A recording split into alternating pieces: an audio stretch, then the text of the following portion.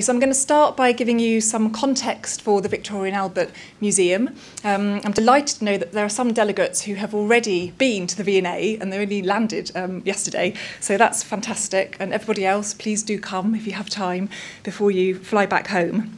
I'll give some context for my role, and then I'm going to talk about some core principles around design-led learning in the context of a museum, and then pull focus to two projects which look at promoting creativity in schools in a national context.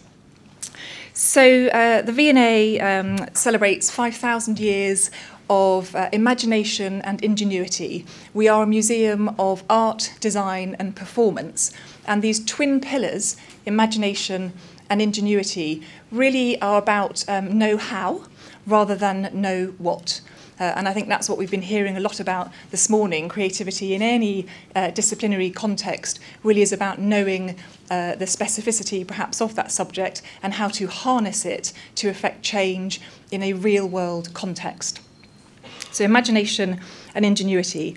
The museum grew out of the Great Exhibition of 1851. It has education and a connection to industry absolutely woven into the DNA of the institution. It came out of the Museum of Manufactures and the Government School of Design. So as a cultural professional in education, I run to work, I can't, it's just the most amazing place to be because it has education absolutely at the core of its mission and the work that we do.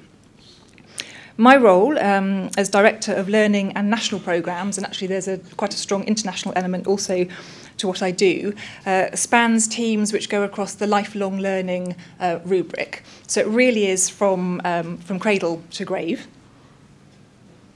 And then again, because obviously we work in a circular economy. So it's learning life-wide and lifelong. And one of the projects I'm responsible for is the Museum of Childhood in Bethnal Green, which is in East London. I don't expect most delegates to know the boroughs of London. Bethnal Green we have the highest level of childhood poverty in the country. So that's an interesting fact just to sort of mull over. But also schools perform very, very well. So we have a museum there which is now, to be honest, is defunct. It served its purpose. It was a museum of the material culture of childhood. That's not what we need. We want to be useful as a museum. We need to be relevant. So we are completely transforming that museum, absolute 100% transformation, into a museum which will be a powerhouse of creativity for the young. From zero up to sort of the mid-teen years, and for their families.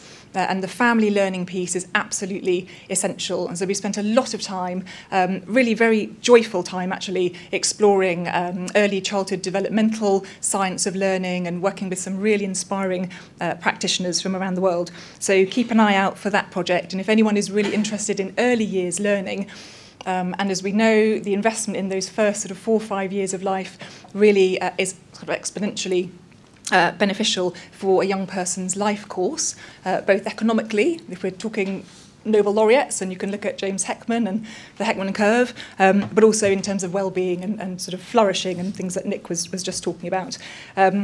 So personally, I think there's a huge wake-up call that we still need to have in education for the importance of early years, but that's not what I'm going to talk about today. So work across the family of sites. And since I've been at the V&A for the last 18 months, I've been shaping a concept of what we call designerly learning. So essentially, designerly learning is about stepping into the shoes of a designer. Design at its core is about empathy. It's about understanding need. And because we are a museum of art, design and performance, there's a sort of authenticity around grounding our practice in this notion of a designerly approach. So our core concepts across the team, there's about 80 of us, but we like to think we're a bit of a Trojan horse. We're actually in the museum to change the entire museum to work, and got some purchase there, on these principles of learning which is people-centred. So that might seem controversial to work in a museum with a collection of 2.3 million objects, but actually we're about people. And our material culture catalyses ingenuity and imagination for people, for planet.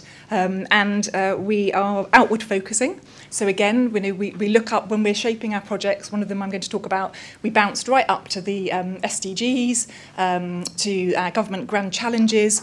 that lovely double diamond up and out, and then back to the context of the museum, and then down again back to the context of our learners, our young people and teachers. We work in a project-based way. If you come to our offices, they don't look like kind of museum offices. It's more like a design studio. And we work in an iterative way. We are constantly in progress. But we're also really striving to underpin our practice with some rigour. And museums aren't, we do have a research team. That's not in my department, and I would hold my hand up to say, we're not trained research professionals. I do have a doctorate a professional doctorate in education, so I have been through the Institute of Education's methodologies on research training, but we have to, we work in partnership with HE organisations. We're delighted now to have the Lit Review that's come out, so thank you very much, Bill, because everyone in the team is really excited about that, because we can trust this data and we can pull it into our work, and it can really give some strong foundations for the projects that we're developing. So around those principles of working in a designly way, we've got some core concepts around curiosity. So this is a work by Anthony Burrell. He's a fantastic graphic designer. They're about sort of 50 quid, I think, these posters. They're just fantastic, very uplifting, that pragmatic optimism that designers promote. So if anyone comes to my office, you're all invited, you'll see this poster opposite my desk. And I look at it a million times a day, and it just reminds me that curiosity, incisive questions, the right questions, really is at the heart of creativity, fostering that curiosity. And then the point around agency, which again we've heard from both Jeff and Nick and other speakers this morning, creativity and curiosity to affect change. And again, this is what designers do, roll up their sleeves, understand the need, get stuck in. Brilliant in a real world context. And then the last principle that we work with actually is around collaboration. And we've heard a lot about that this morning as well, so we all seem to be very much on the same page, unlike over the river. Down the river, I should say. So, and the collaboration piece, I think, is really important. Last week, or maybe the week before last, I was in Warwick at the British Science Festival, and there was a fascinating talk on the role of compassion and care in human evolution.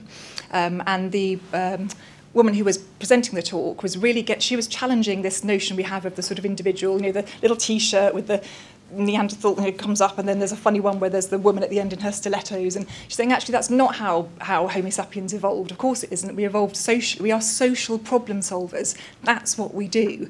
And so this social element to creativity is absolutely essential. And in the Lego, the Creating Creators report, a little piece that I wrote for that, I really was very interested to think about this notion of embedding collaboration in our systems.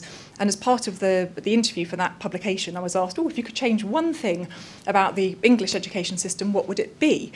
And I said, well, it would be that for GCSEs, imagine a world if for GCSEs 50% for every subject of that young person's attainment was based through collaborative practice.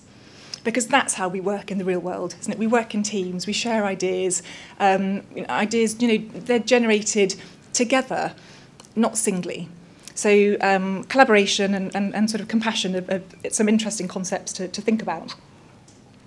Okay, just sort of finishing up, pulling focus to these two. 1 minute. Oh, okay. So Design Lab Nation, we've got 2 national programmes that work in partnership with schools and industry practitioners. So we can say a little bit more, we can find information about these online. Design Lab Nation working with 5 cities nationally, very in-depth projects connecting local industry practitioners, schools, teachers, loans from the museum, set around design challenges, really with a big focus on critical thinking, creative thinking and collaboration. And then this year we've just launched our Innovate programme. We don't have a learning strategy, we have an innovation strategy. We look at where we innovate incrementally, where do we innovate in an evolutionary way, where do we innovate in a radical revolutionary way, and we have a portfolio mapped across innovation. And this is an online digital-first project. All 3,500 secondary schools in England, or 4,500 if you include special needs schools, can do this. It's free at point of entry. It's, again, challenges for young people which pull on our themes from our exhibition. So this year, Eat, Go and Where.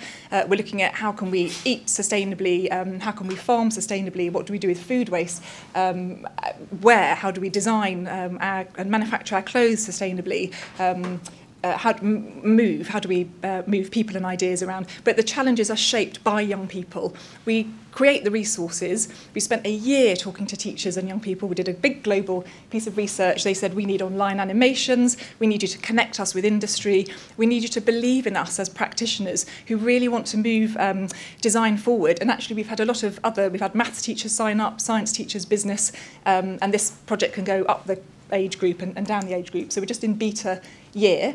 So the idea with these is we're really pushing design thinking out into schools and supporting young people and teachers to think like a designer. And the teacher CPD is the most important piece, capacity building in a profession which really is getting towards the edge of the cliff. But that's fine because we're going to rescue it. So the teacher CPD, just finishing up, Jeff, really comes from the belief that teaching and teachers are poised to become the most powerful profession on the planet if we can get our ducks in a row behind them. And this is just an incredibly exciting opportunity now to promote this through our projects. So just to finish, if you do come and visit the V&A, I've got ask more questions, on one wall, and then this on the other about persistence. And so again, we were so delighted to see in the Lit Review landing on the same concepts. But it's tough. In England at the moment, it is tough. We've been fighting the fight for many, many years, and we'll continue to do that. And having the robust evidence and the frameworks is incredibly helpful for those of us who don't work quite in that sort of context. So I have to say thank you very much to OECD and to PISA and to the work that you guys are doing on all of that, because it will help foster our programmes, which through my department, we reach nearly 900,000 learners a year. So we've got reach, and we can hopefully have great impact. So thank you.